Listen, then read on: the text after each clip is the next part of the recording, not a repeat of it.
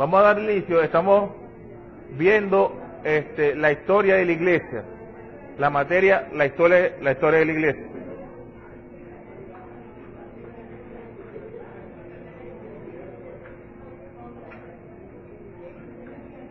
Ahora, lo primero que cada uno de nosotros, debe analizar, ¿no? O debe preguntarse, ¿por qué el estudiar la historia de la iglesia?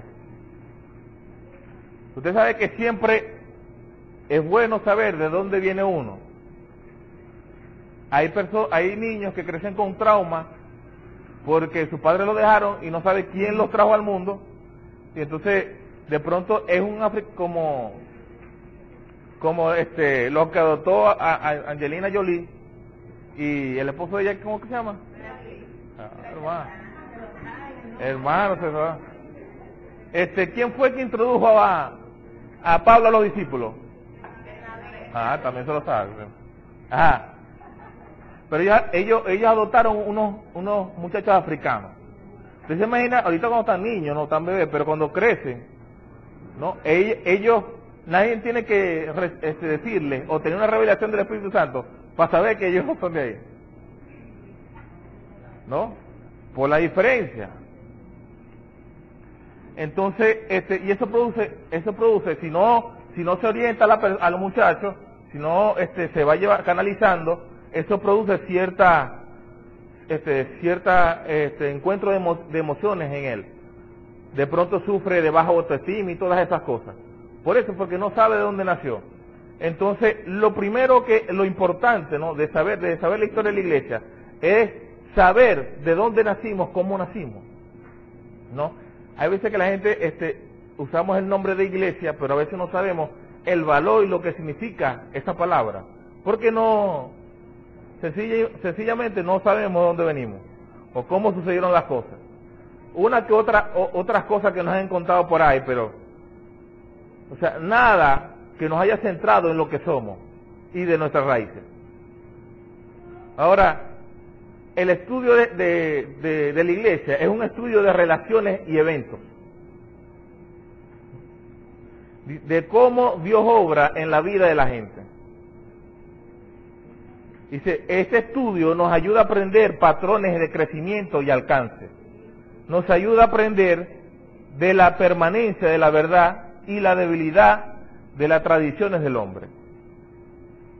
Ahora, ha habido una mala definición de acerca de la iglesia. Hay veces unos lo tienen claro, otros no lo tienen casi muy claro, y es que todos se limitan a que la iglesia es simple y llanamente la construcción, ¿no? Entonces, vemos que la iglesia no son las construcciones, sino son las personas. Cada uno de nosotros somos iglesia. Ahora, se estila por cultura, por tradición, por llamar al local donde nos reunimos, a la congregación, como le llaman algunos, iglesia, ¿no?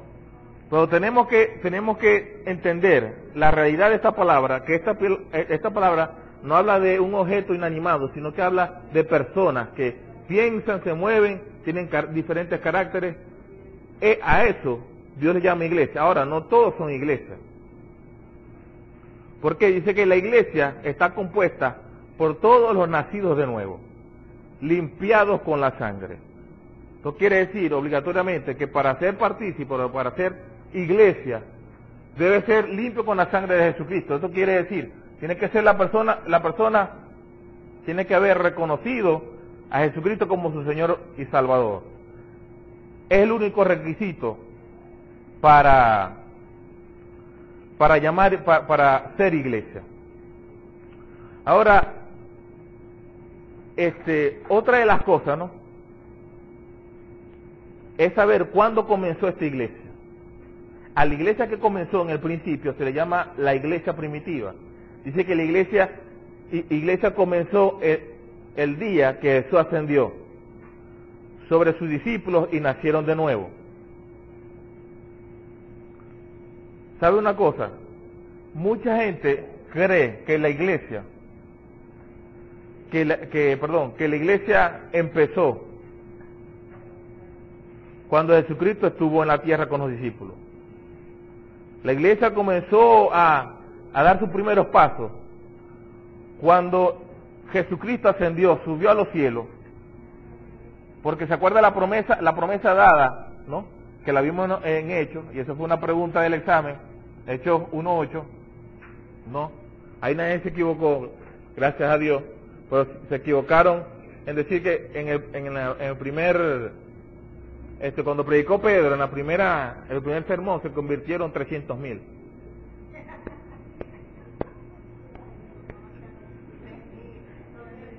Son 3,000, ¿no? Pues eso es 300,000. Lo que pasa es que, como la Biblia no da algo exacto, ¿no? Porque dice acerca alrededor, ¿no? Porque no se cuentan ni niños ni tal. Pero el hermano que puso así, él contó los niños y toda esa gente. Entonces es 300,000. No, pero son errores de mano. Porque 300,000 y 3,000 como que se asemejan, ¿no? Bueno, la iglesia,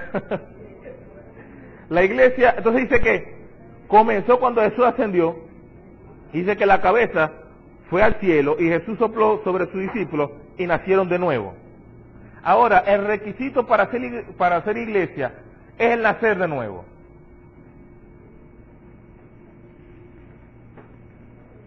Le voy a poner un ejemplo.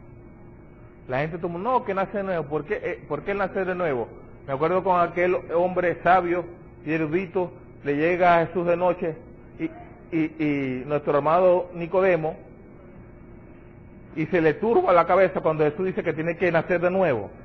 Entonces, ¿será que me voy a meter en la barriga de mi mamá y volver a nacer? Pero tenemos que entender qué significa esa palabra, nacer de nuevo. Cuando una persona nace, dice nacer de nuevo porque son gente que ya nació, que tienen que nacer otra vez. Pues dice nacer de nuevo. Ahora, las personas cuando nacen naturalmente, el niño, como sabe, el papá, la mamá, o por inseminación, o como sea, adquiere el bebé, concibe el bebé, está 9 meses, algunos están menos meses, lo pare, y ya es un nuevo habitante del mundo, ¿no? Es nuevo. O sea, usted no entrevista al bebé y le dice, ¿tú te acuerdas de tu pasado? Él no se acuerda ni de nada de eso. Se acuerda, no se acuerda ni del el cordón con que por donde se alimentaba, ni nada de eso. Él no se acuerda de nada de eso. Ahora, nosotros como iglesia tenemos que entender esto. Si nosotros, cada uno somos iglesia, y hemos nacido de nuevo, el pasado ya fue. El pasado tuyo y el pasado de tu hermano también. Porque el pasado nuestro, gloria a Dios, después del hermano, nosotros lo recordamos. Entonces, tenemos que entender que si la persona nació de nuevo, su espíritu se unió al Señor y un espíritu fue con él, su vida es nueva automáticamente. Claro, él tiene que ir un proceso de aprender, de ser limpio con la palabra, pero instantáneamente su pasado queda borrado. Jesús, Dios no se acuerda de eso. Quien se acuerda de eso son la gente que tenemos al lado y lo saca a relucir. Ahora, como iglesia, al entender esto, no podemos juzgar a nuestro hermano, o podemos decir algo en contra de nuestro hermano de lo que él hizo antepasado, porque tenemos que estar conscientes que somos nueva criatura en Cristo Jesús. Las cosas viejas pasaron, todas son hechas nuevas. Entonces, ese es el primer punto que tenemos que ver del nacimiento de nuevo. ¿Se acuerda? Hubo dos nacimientos importantes en la tierra.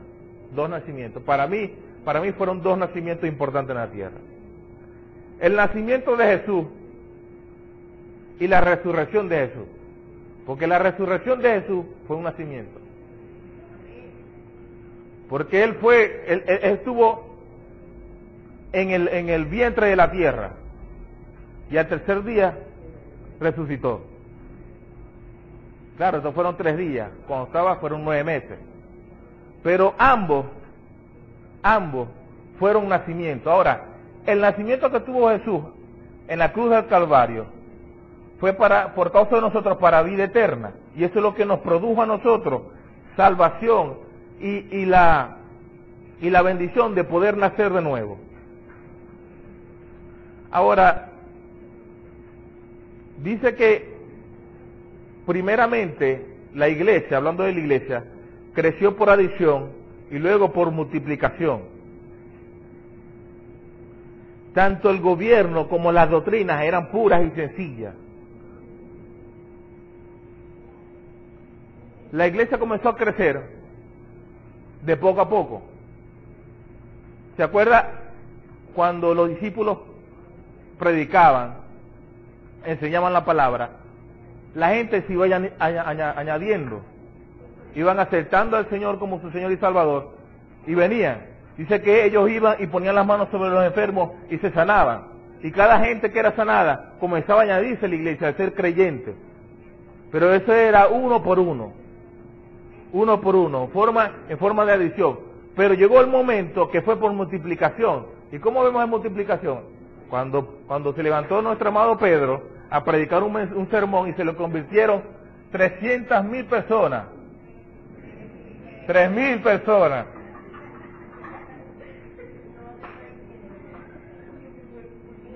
Eso es para que no se lo olvide, ¿no?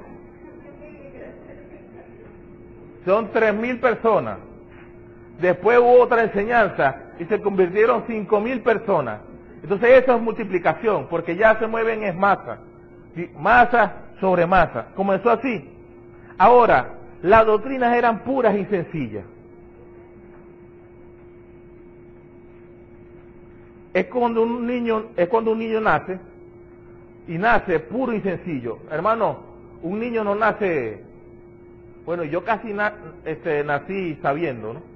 Y hablando, sumando y multiplicando. Todo el mundo, no, hermano, se está tirando inteligente. No, no fue por eso, sino que me tardé casi 10 meses en la barriga de mi mamá.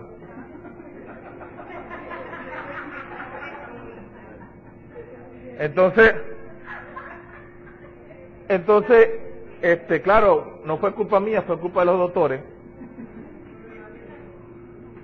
Pero ya yo estaba,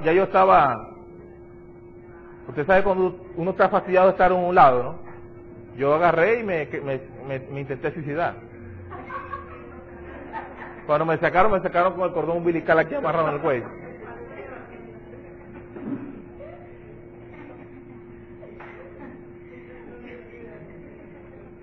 Hermano, pero cuando uno nace, no nace con vicios. Los vicios se los pegan los adultos. Los niños vienen, si es niño, si es mujer no lo hace. ¿De quién es eso? ¿Para quién es eso? Para la muchacha. Entonces después tiene un fornicario adulto en su casa y se está quejando. Pues durante 10 años, vamos a poner 10 años o más, 18 años, diciéndole las mismas palabras, ese muchacho va a saber que lo único para que sirve eso es para eso. Es más, aprende primero eso que ir al baño a orinar. Porque nosotros le ponemos los vicios a ellos. Ahora, así fue el comienzo de la iglesia, sencillo, sin ningún vicio. Ahora han pasado los años y hay muchos viciosos que quieren poner sus costumbres, que quieren poner sus argumentos dentro de la iglesia, ¿no? Y por eso hay tantas divisiones, por eso salen tantas cosas. ¿Por qué? Porque comenzaron a viciarse.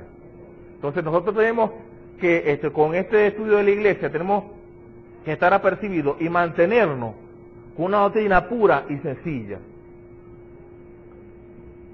Hermano, ¿cuánto sabe que los viejos, no hablo de gente, ¿no? Porque uno tiene sus viejos, sus abuelos, pero los viejos no sirven. ¿Qué sirve más? ¿Un carro nuevo o un carro viejo? Pero hay gente que le gasta a los viejos. Yo conozco uno